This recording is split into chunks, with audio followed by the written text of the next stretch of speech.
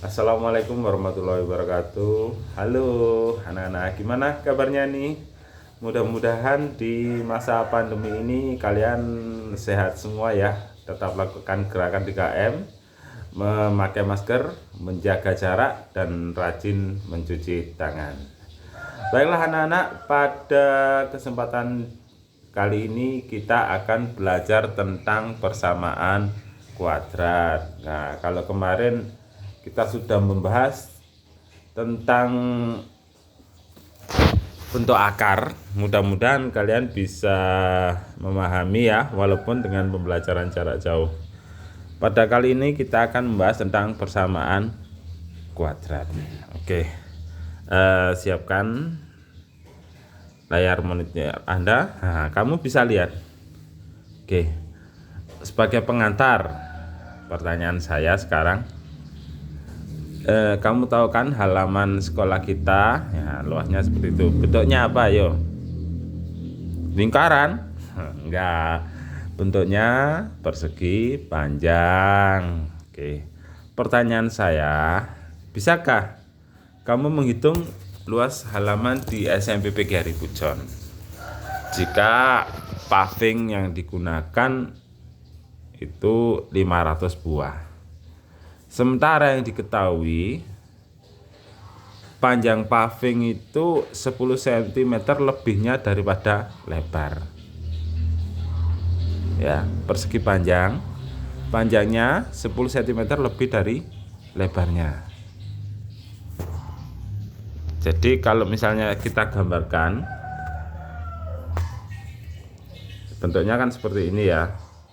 Ini persegi panjang,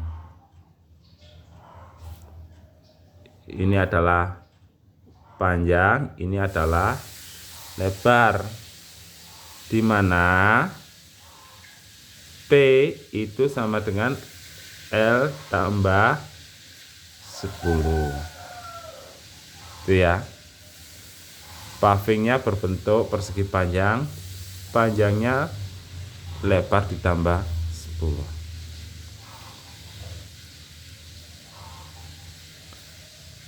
Sudah bisa bayangkan kira-kira caranya? Oke, coba perhatikan ilustrasi berikut ini. Dari gambar, nah itu kan terlihat ada paving berbentuk persegi panjang. Dalam konteks kali ini saya akan menggunakan istilah X ya, variabel X, dimana X itu melambangkan lebar, X plus 10 itu adalah lebar ditambah 10. Kamu masih ingat kan untuk menghitung luas persegi rumusnya? Panjang kali lebar. Ya. Sehingga luas paving itu adalah X ditambah 10 dikali X sama dengan 500. Dari mana angka 500? Tadi di ilustrasi soal tadi. Sehingga persamaan ini X ditambah 10 dikali X sama dengan 500, itu bisa kita ubah menjadi X kuadrat plus 10X sama dengan 500. Kok bisa? Kok bisa seperti itu? Kita lihat. X dikali X. Ya. Kita coba tuliskan di sini ya. X tambah 10 dikali X sama dengan 500. Pertama kita kalikan X ini dengan X ini menjadi X kuadrat. Kemudian 10 dikalikan dengan X ditambah 10 X sama dengan 500. Oke, yang ini saya hapus dulu ya.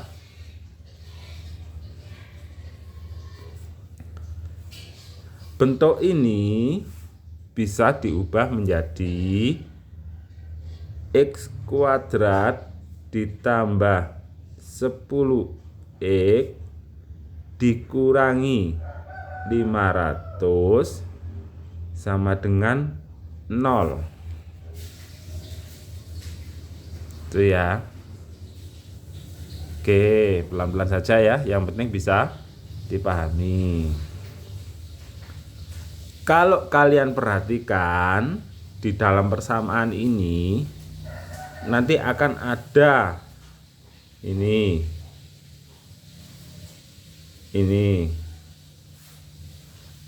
pada variabel X yang pertama ini mempunyai pangkat berapa ini?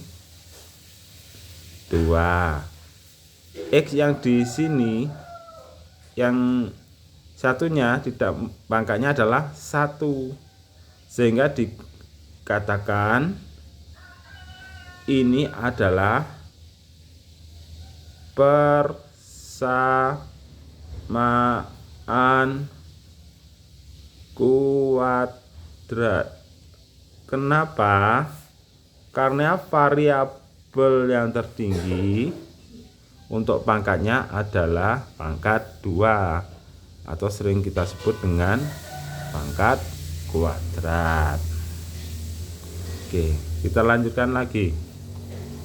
Jadi, definisi persamaan kuadrat adalah persamaan yang variabelnya, jadi dalam contoh tadi adalah X, itu berpangkat tertinggi 2. Kalau pangkatnya 3, 4 bukan lagi persamaan kuadrat. Persamaan kuadrat memiliki bentuk umum AX kuadrat ditambah BX ditambah C sama dengan 0. Dengan A, B, dan C adalah konstanta real dan A tidak sama dengan 0. Maksudnya, jadi A, nah ini adalah A. 10 ini B. 500 ini adalah C. Jadi A sama dengan 1, B sama dengan 10, C sama dengan 500. Kalau bentuk persamaan kuadratnya adalah AX kuadrat ditambah BX ditambah C sama dengan 0. Ini untuk persamaan ini.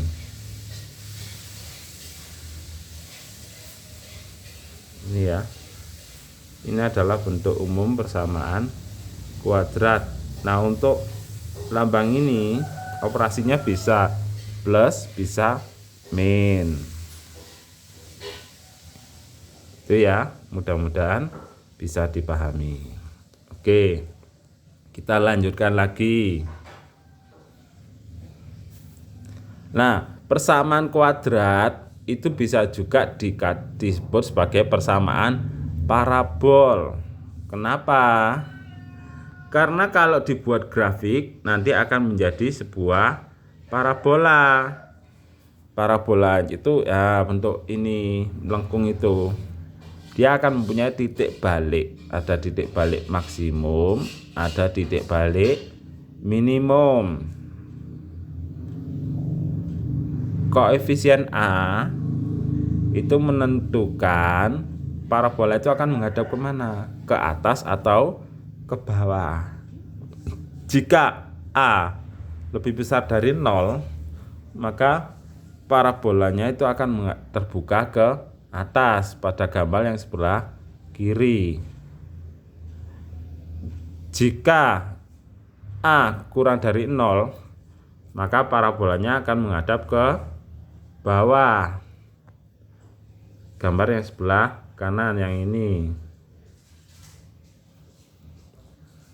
Koefisien B menentukan posisi puncak parabola. Jadi kalau tadi angkanya B itu 10, ya itu adalah koefisien B. Nah, ada syarat seperti itu. Titik puncak ada di sebelah kiri sumbu Y. Jika AB kurang dari 0, titik puncak ada pada sumbu Y jika B sama dengan 0. Titik puncak ada di sebelah kanan sumbu Y jika A kali B lebih besar dari 0. Untuk koefisien C itu menentukan titik potong dengan sumbu Y pada gambar ini. Dilihat. Oke, kalian baca sendiri ya. Oke, sekarang kita lanjutkan lagi. Ada 3 cara untuk mencari akar. Kalau tadi kuadrat kan pasti punya akar kan? Akar 9 itu plus minus 3. Akar 25 plus minus 5. Sama, akar persamaan kuadrat juga memiliki akar. Cara mencarinya ada dengan 3 cara. Dengan cara faktorisasi, kuadrat sempurna, dan rumus kuadrat. Kan tetapi yang lebih banyak dipakai untuk anak-anak usia SMP itu biasanya pakai cara faktorisasi. Untuk kuadrat sempurna dan rumus kuadrat jarang. Akan tetapi tidak semua persamaan kuadrat bisa diselesaikan dengan faktorisasi. Oke, perhatikan contoh yang ada di layar monitor kamu. Dibaca dulu ya, coba dibaca sendiri. Faktorisasi atau pemfaktoran merupakan cara mencari akar-akar persamaan kuadrat dengan mencari nilai yang jika dikalikan akan menghasilkan nilai lain. Ada 3 bentuk persamaan kuadrat dengan cara faktorisasi itu ya. Di dalam tabel kamu bisa lihat persamaan nomor 1, nomor 2, nomor 3. Oke, ada contoh ini. Selesaikan persamaan kuadrat berikut dengan cara faktorisasi. 5x kuadrat ditambah 13x ditambah 6. Cara yang paling mudah, kamu lihat dulu koefisien C. Berapa itu? 6. Oke, 6 itu bisa dikalikan berapa saja? Faktornya dari 6. 1 dan 6, jadi 1 kali 6. Atau 2 kali 3, itu dulu kata kuncinya. Kalau sudah, berarti bentuk 5x kuadrat ditambah 13x ditambah 6 sama dengan 0. Itu ya. Itu bisa kamu ubah. 5x-nya tetap. 13x itu bisa kamu pecah menjadi 10 ditambah 3x. Itu ya, di bawahnya akan menjadi 5x kuadrat ditambah 10x ditambah 3x tambah 6 sama dengan 0. Sehingga untuk 5x kuadrat ini akan diubah menjadi seperti di bawahnya. 5x dikali x plus 2 ditambah 3 kali x plus 2. Kalau 5x kali x, 5x kuadrat. 5 kali 2, 10. Ya, 5x kali 2, 10x. 3 dikali x, 3x. 6 dikali 2, 3 kali 2, 6. Sehingga akar dari persamaan 5x kuadrat ditambah 13x tambah 6 sama dengan 0 itu adalah 5x tambah 3 dikali x tambah 2 sama dengan 0, sehingga hasilnya 5x tambah 3 sama dengan 0, berarti x sama 5x sama dengan negatif 3. X-nya negatif 3/5. Bentuk x plus 2 sama dengan 0, kalau diubah akan menjadi x sama dengan negatif 2. Jadi himpunan penyelesaian atau disingkat HP, bukan handphone, dari persamaan kuadrat ini adalah negatif 3/5, negatif 2. Itu adalah akar dari persamaan 5x kuadrat ditambah 13x tambah 6 sama dengan 0. Oke. Cara yang kedua dengan cara kuadrat sempurna. Karena tidak semua persamaan kuadrat bisa diselesaikan dengan cara faktorisasi. Bentuk umumnya itu adalah dengan menggunakan rumus x tambah p kuadrat sama dengan x kuadrat ditambah 2px ditambah p kuadrat. Langkah-langkahnya, ubah menjadi bentuk persamaan dalam x tambah p kuadrat sama dengan q. Oke, biar lebih paham, dilihat contohnya. Kamu perhatikan dulu di layar. Ini yang kita lihat adalah persamaan x kuadrat ditambah 6x ditambah 5 sama dengan 0. Kalau kamu perhatikan 5 kan bilangan faktor dari 5 kan hanya 1 dan 5. Nah, caranya